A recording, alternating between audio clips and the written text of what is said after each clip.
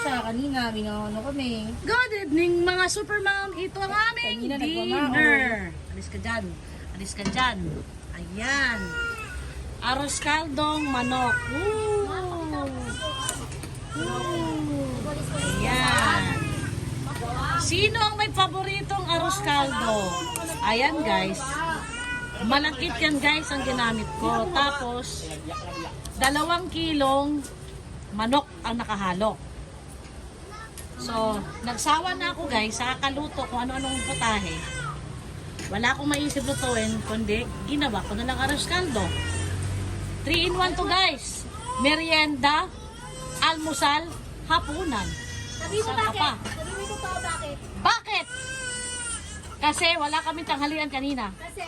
Kasi meron akong biglang lakad. Hindi. Ah, diba Kasi guys? guys, puro vlog si mama kanina.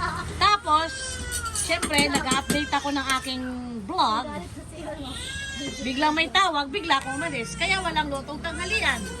No, kumain lang sila ng fried egg. Kaya sabi ko, pag uwi ko, saka na ako magluto ng